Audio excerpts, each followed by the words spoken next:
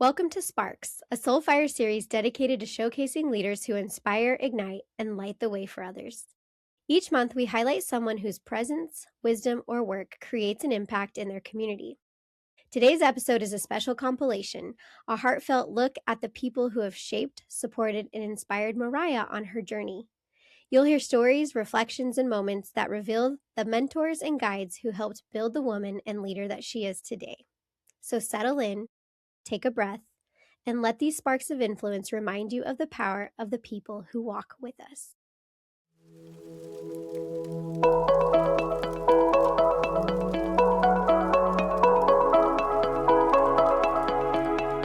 Recognize that the people that have invested in me, while in experiences in their own life, they have definitely been sparkly and they have definitely stood out and received recognition. But for what they've done in my life, they were the wind beneath my wings. They were not getting the credit. It's important that we stop and reflect, because there's not any self-made leaders. And in the sense that the real leaders that drive real impact and make a lasting difference and truly care about people, they're not just born. There's people that come into their life that help shape them and help them to evolve into the best version of themselves. So first, I know how you know Mariah, but other people do not. So tell me how you know Mariah. When I was vice president of instruction at Seward County Community College, Mariah was head counselor at our local high school. And I did a lot of work with her because she was, she headed up the concurrent enrollment and also the technical program there at LHS. So I met with her frequently to make sure that our processes were working appropriately, that the student experience was a good experience for them at LHS. And then she eventually started working at Seward County. I might have encouraged her to apply, if I recall correctly, because she's a very dynamic person and was somebody that I thought would be a good fit. And she never missed a beat when she came into Seward. Okay, this is one of my favorite questions that we're asking. What do you think Mariah's superpower is? Her superpower is her courage. She's fearless. Now, I know that's not the case, but that's what it looks like on the outside, and the way that she carries herself and the way that she interacts with people is that she's ready to tackle all of these different situations. She's always looking for ways to improve and is not afraid to take those steps.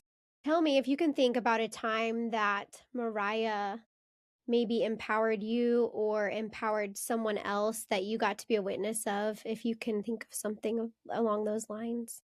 Probably the first thing that comes to mind is actually working with men's sports and the players and the coaches in those situations. And the tough part for her coming in was to be able to develop those relationships and have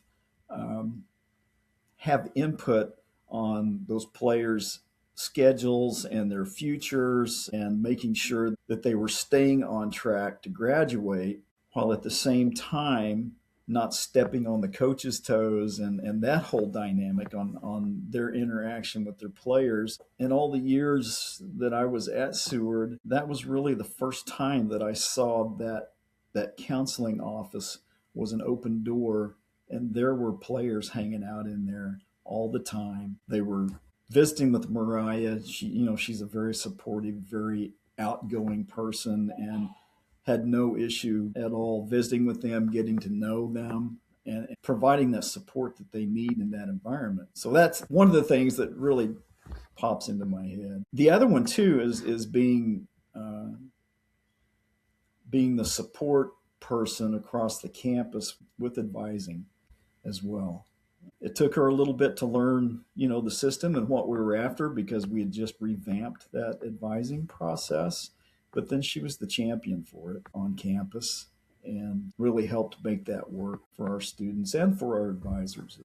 She was a safe space for them, and it really changed the culture between athletics and advising and counseling. And I was grateful for that. Yeah, I was too. You're right. It did change the culture between those two groups, which was great to see because, as you mentioned, those players needed that support.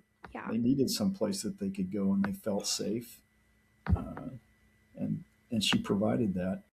And that to me was another example of courage and being fearless.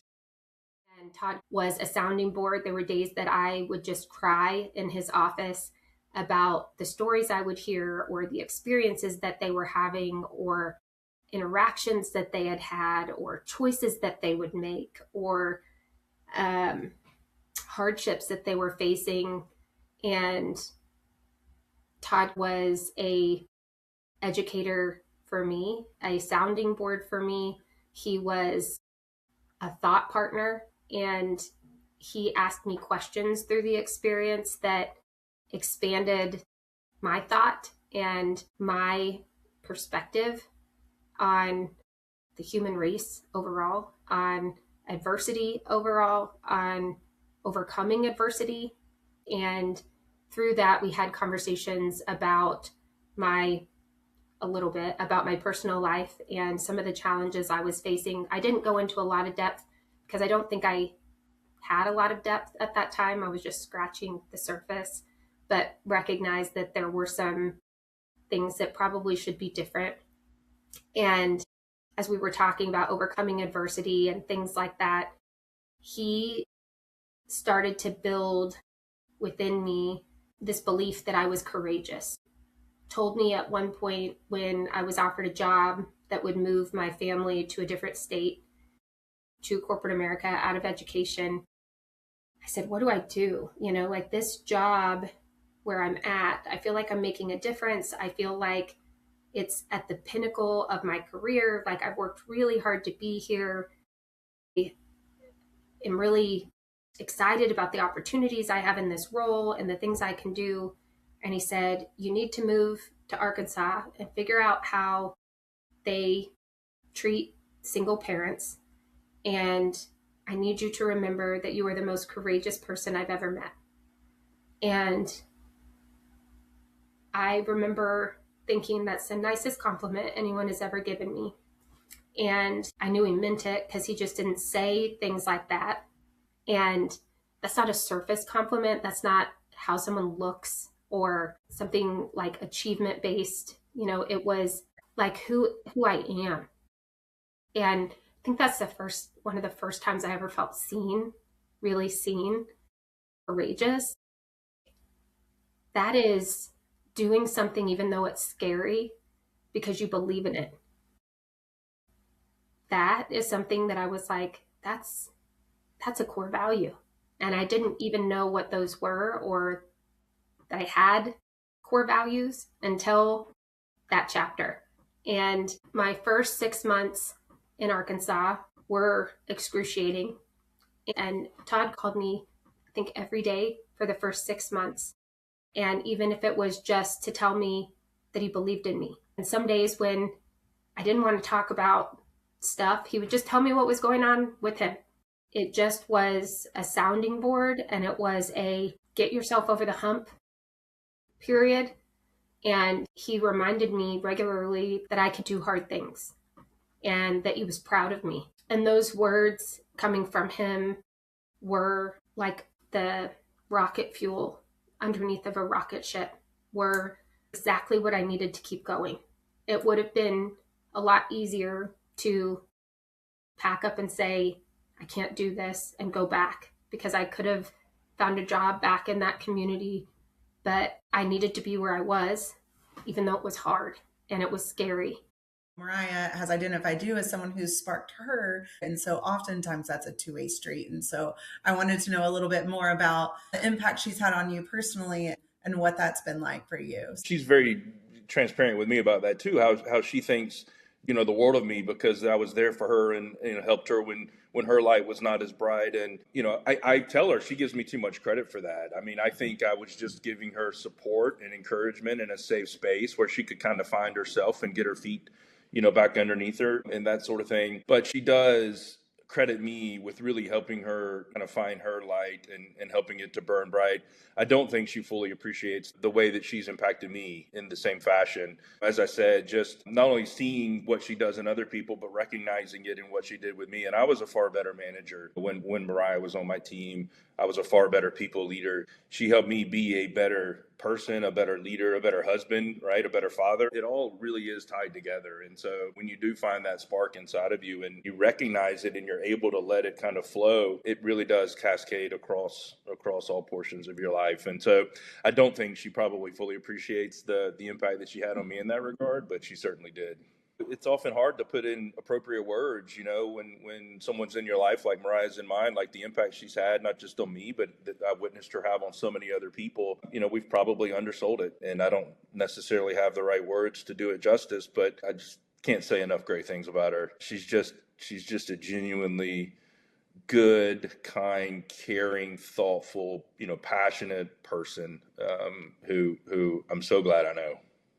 Awesome. Thank you so much, Ken. I appreciate it. I'm honored to do it. Hopefully you got something you can use. Ken helped me to see myself for the first time in my life.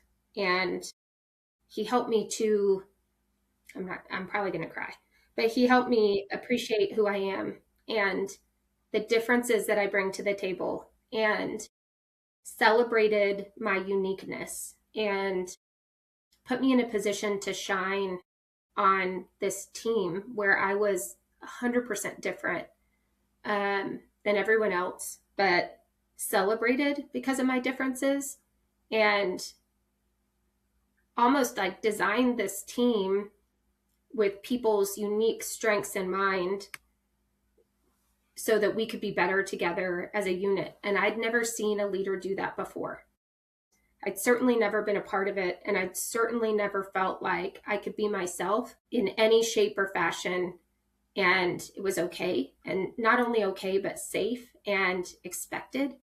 I often said things like, I'm awkward, or I'm weird, or I'm the odd one, and he would tell me to stop saying that.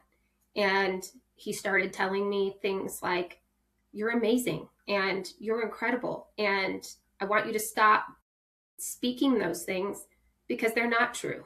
And the part that I was saying I didn't really want to say out loud, I'm the one that filed for divorce, and I'm not sure that I would have done that without Ken. And he would probably feel bad about me saying that somehow, because there's this stigma around divorce, and there's trauma that comes with divorce and hurt that comes with divorce.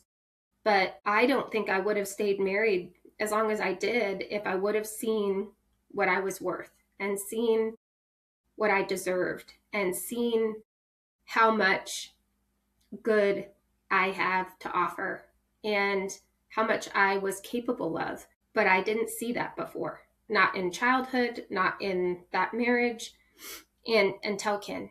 And it didn't take very long for me to feel these shackles of shame and embarrassment and hurt and limitations start to fall away while on that team. And it was the psychological safety, it was the physical safety, it was the changing my mindset, being around people that truly believe in you and truly celebrate you and accept you and support you, and a whole team of them, is something I still haven't experienced outside of that environment, but believe it was 100% meant to be part of my journey, because it changed me. It changed my girls. It changed my career. It changed relationships. It changed how I view myself, how I talk to myself. It changed my potential, enhanced my strengths, my confidence, 100% changed me. And what's interesting is Ken is the most different person from me in the way he thinks, the way he acts, the way he speaks, the way he goes about life.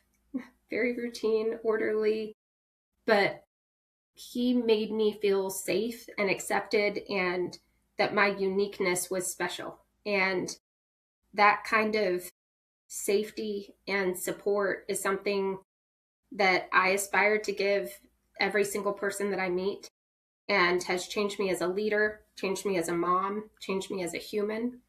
And I am forever indebted to this man for taking a chance on me and believing in me. So I would love to start if you could just tell us how you met Mariah. She got transferred over to our team. Mm-hmm. And she came in like a wrecking ball, and she would say that. And we had that before. Each person that came in said, oh, we're going to do this, we're going to do this. Mariah came in with that same, and so one of my teammates and I, we were going, okay, this is it again, here we are. But there was something different about Mariah. Mm-hmm. She not only came in like that, but everything she did, she what she said she was going to do, she did. And I think when she came in, she was saying, we're going to change the world. And we may not have changed the world, but she helped change our team, everybody's mindset. My team in particular, there's like 3 separate teams. My separate team had I guess you'd say, a bad reputation for some reason. Huh. There was this like gray cloud hanging over us and Mariah was the one person that was able to go out and say, that is so wrong. And she changed everybody's mind, and she got us on the right track, and it was a godsend to have her there. And during that time, she just became my friend. I mean, yes, she came in like a wrecking ball, but it was just something about her, and we clicked, and it was great. I mean, I am very thankful. That's amazing. Is there anything more you'd like to share about how Mariah has been a spark for you? Yes. She's just authentically herself. Mm-hmm. And you just get Mariah, and that's what she expects from you. Mm-hmm. Just your authentic self. And there's some people that you can be that way with. Yeah. But she's one of those. She's like, it's very easy to be with her. She brings out a good part of you. Yeah. Not only for like our team, but like for me in particular, she finds those things that you are good at, or those things that make you shine, and she brings that out of you. So I think that's what she's helped me with, has helped me to shine, not only here at work, but just in myself, feeling better about myself. That's lovely. So she feels like a safe space, and yes, when you can absolutely. be authentically yourself, that's when yes. you can shine. Yep. That's lovely. We've also been asking if Mariah had a superpower. Oh my gosh. What do you think it would be? Her superpower is, well, one is just making people feel comfortable, for one. Absolutely. There's no boundaries. I mean, when she loves you, she loves you. Other than that, she's resilient. Mm-hmm. She's just resilient. I started thinking about this when you asked about the interview, and you're talking about, I just started thinking about all the things that she's gone through since I've known her, and it's, I don't know, several years, but she's gone through a lot, and she's resilient, and now to see what she's doing is amazing. What's interesting and what might be a good follow is that Miss Sharon is somebody who was on Ken's team with me. Miss Sharon, as I call her, her name is Sharon Pitt, and Ken had not communicated very well to the team that I was starting.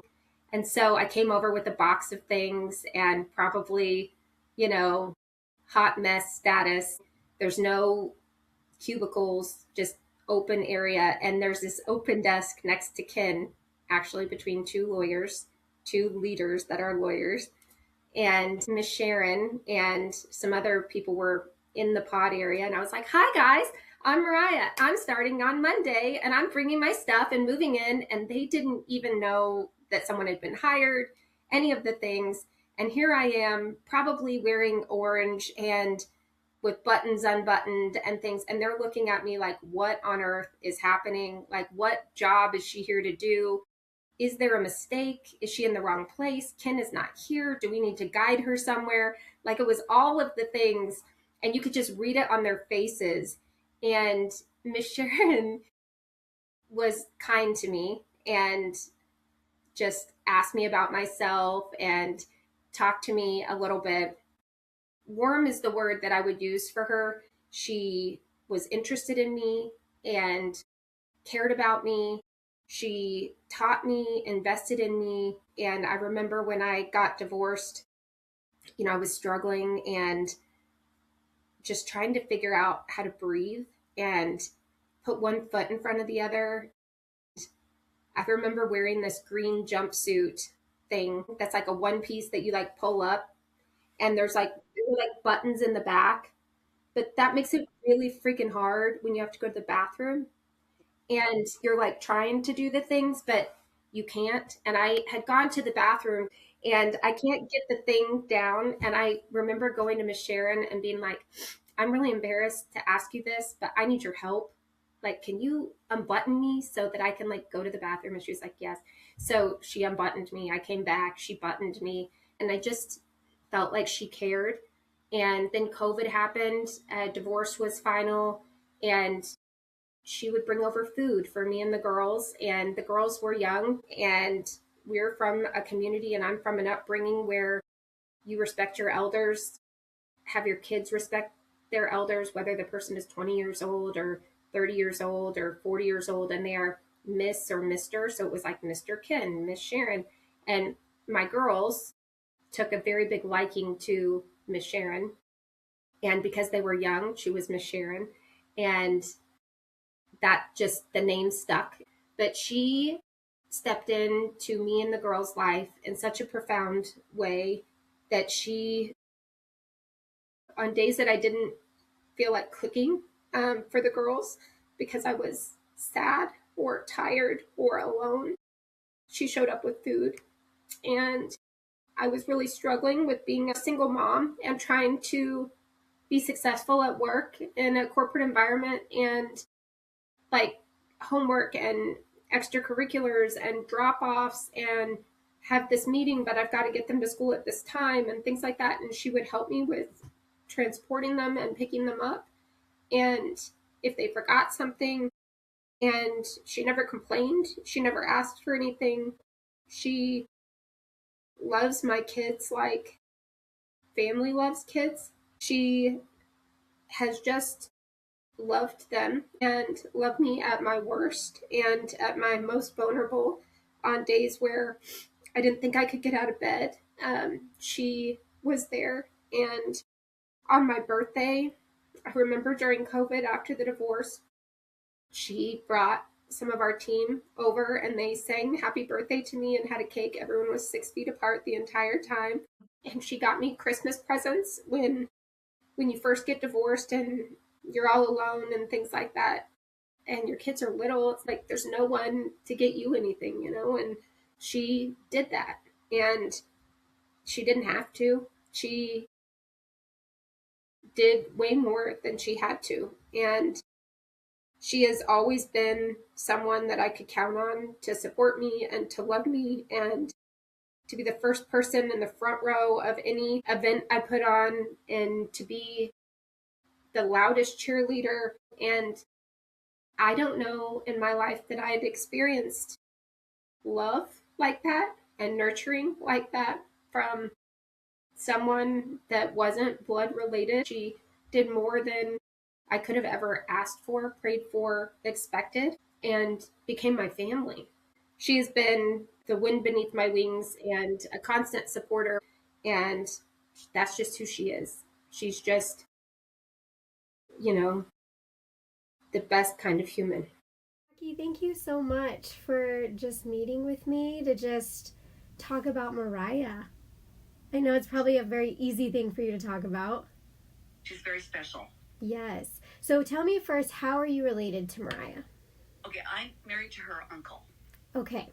On her mom's side or her dad's side? Her dad's side. On her dad's side. Very good. Okay. We love Rob. We love Rob a lot. Yes. Yeah. Just like, how have you been there for her? What does she mean to you? Well, she's very special. And like when they were growing up, sometimes the three girls would spend the weekend with us, and got to do different things like bake cookies and butter horns, which is family recipe, and bowling, different things like that, and having fun. And we always had a toy room, and Mariah and her sisters really liked going in there and finding different things to play with when they were younger. That's awesome. Oh, and I think we had an old computer that had Oregon Trail on it. Yes. and that was a game that she liked playing. That's great. Yeah. I remember Oregon Trail. Here for Thanksgivings. And then we would be down their house sometimes. And I know it was really hard for her with her mom. Yeah. Her mom really tried, but just her health. Yes. Was a big problem. Yes. But I think that's why she reached out to you and Barb, was because you guys sort of filled that void a little bit for her. Right. Yeah. Because it was hard, and Mariah had to mature faster because she had to grow up so soon on that.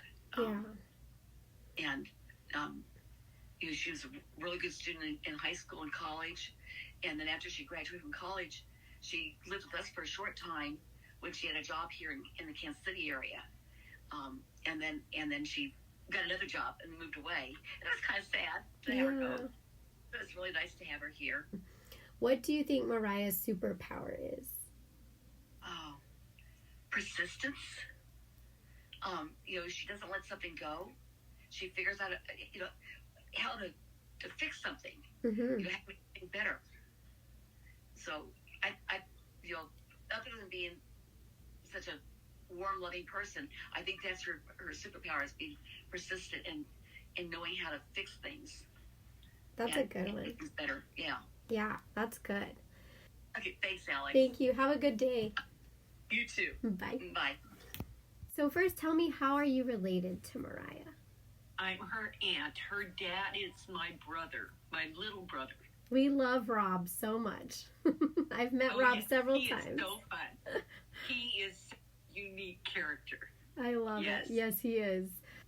Okay. So she sent you guys this beautiful text just saying that she was so grateful for you and Jackie for sort of stepping in as a mom role for her growing up. And so how would you respond to that?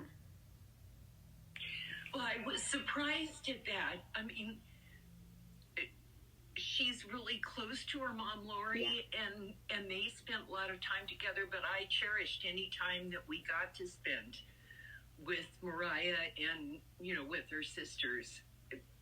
The pictures that I sent you, like the one of the trip we took to Uray, Silverton, my daughter Jeanette was 14. She's standing next to me and see Mariah in front of me.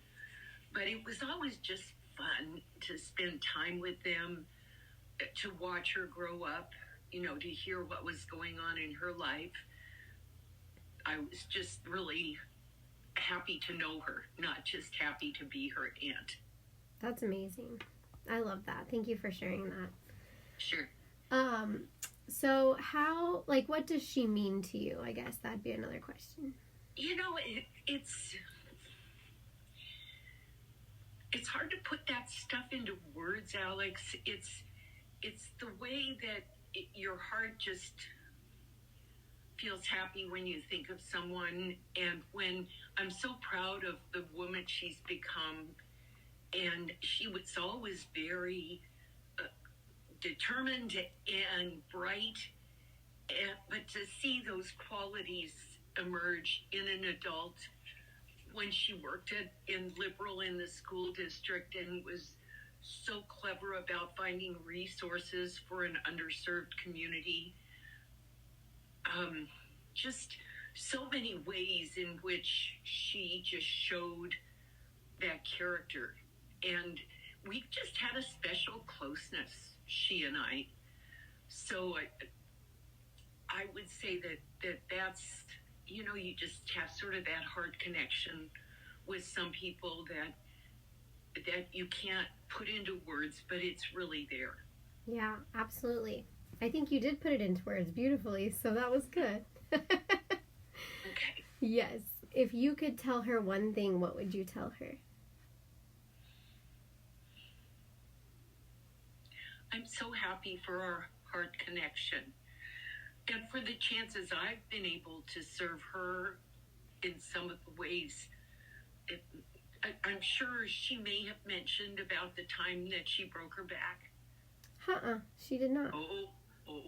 Okay. So I was in Kansas City for Thanksgiving and staying at Chuck and Jackie's, and we get a call at 7 a.m. on Thanksgiving morning, and it's Mariah in this little bitty voice saying, "Aunt Barb, I'm in the hospital. Can you come?" Well, of course, we just dropped everything and went over there. And she had, the night before, it's a big, long story, but had gone to stay at a friend's house, but she hadn't been to that house before. And so she's feeling her way along the wall and fell down the basement stairs. Oh, my gosh. And broke her back. And so she was okay, but she couldn't go home to Liberal. And so I changed my travel plans and could stay at Chuck and Jackie's, and they have a ground floor bedroom. And so I got to take care of Mariah for, you know, I don't know, a week, maybe more, before she was able to travel. And it was just to be able, you know, unexpected things happen, and to be able to serve her was a special way that we connected. That's really beautiful. Thank you for sharing that. That gave me tears. Yeah, really. But I mean, that phone call, you know, and of course, you got to know that at Chuck and Jackie's, Thanksgiving can sometimes be enormous. Yeah, there's so many people. Some of those years back then, there'd be maybe 30 or 40 people coming, and Jackie was still working, and so we were cooking and baking and doing all this stuff ahead of time. We just rearranged all the plans. It's like family comes first. Absolutely. You know? To her, you are a spark in her life, but it also sounds like she's a spark in your life. For sure. Absolutely. It also, we have a connection because we have a strong faith in God, and that is a powerful connection and encourager, you know, where we can encourage each other. Thank you. That was amazing. You're welcome. You're welcome, Alex. It's so nice to talk to you. Yes, it's so nice to meet you, and we'll talk soon. Bye. Okay, bye. There's two people that I know that Alex talked to that are my blood relatives, that are my Aunt Jackie and my Aunt Barb, and were a big part of my childhood and part of my life now. And many who know me know that my mom was sick my entire life, and she had debilitating diseases that caused mental illness, emotional illness, physical ailments that were a challenge for me and for my family and for her. Caused major depression for her, in, as I'm sure any of us would probably experience, being trapped in a body that doesn't work.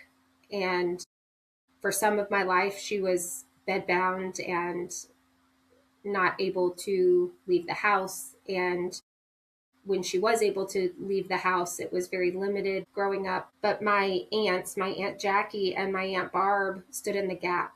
And they loved me and were kind to me and expressed love to me. Neither of them lived in the community where I was raised, but they made an active effort towards me to show up for me, to cheer for me, to be what I needed them to be.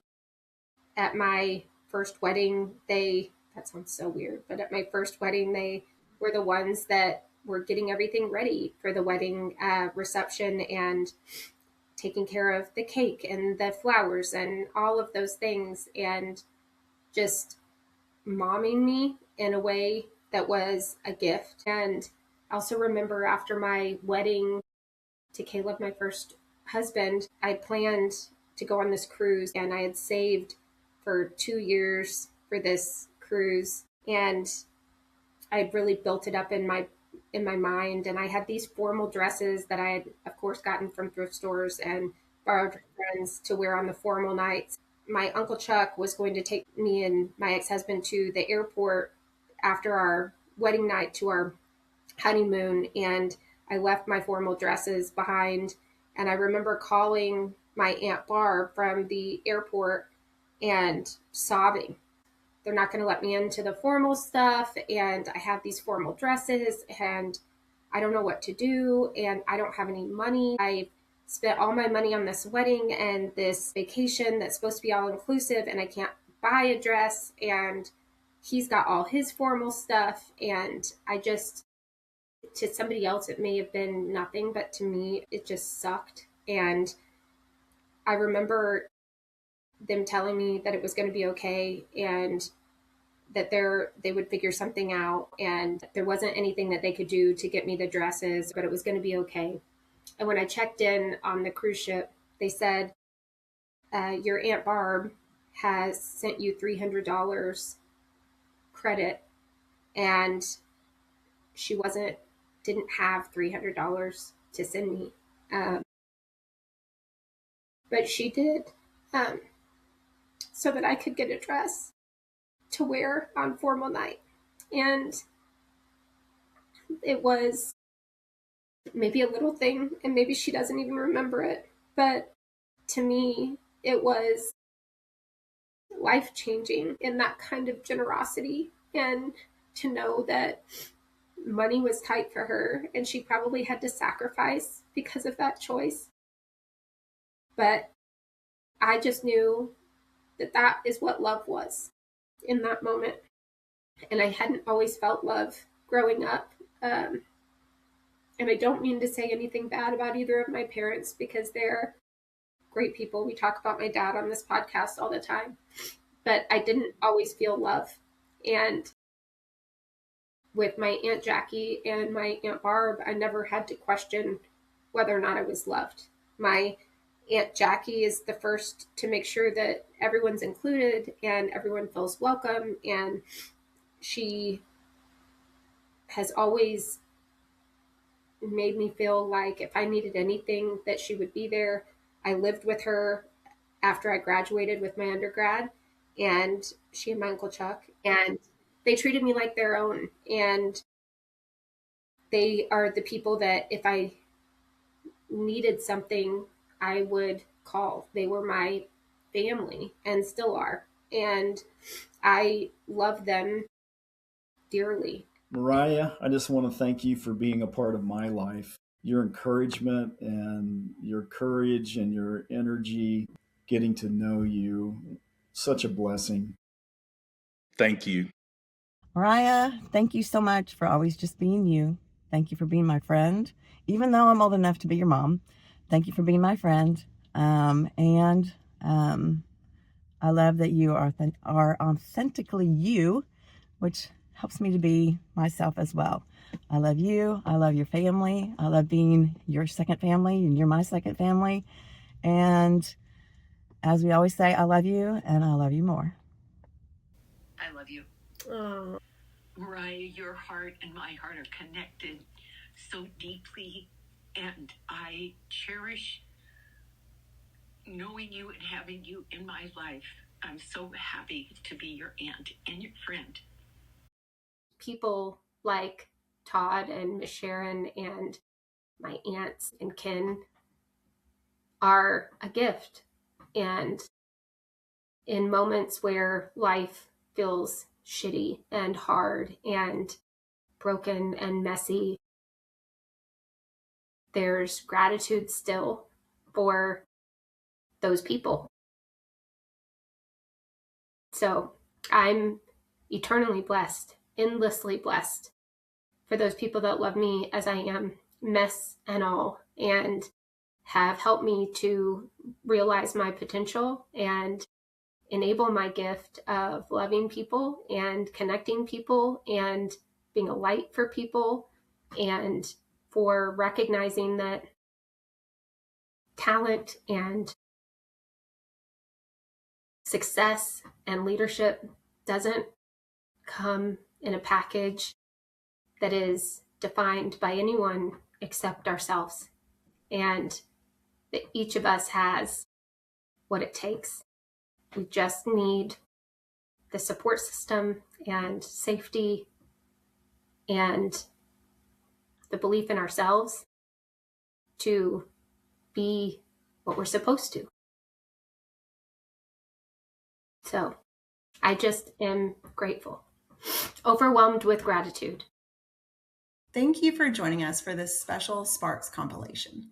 These stories remind us that leadership is never a solo act.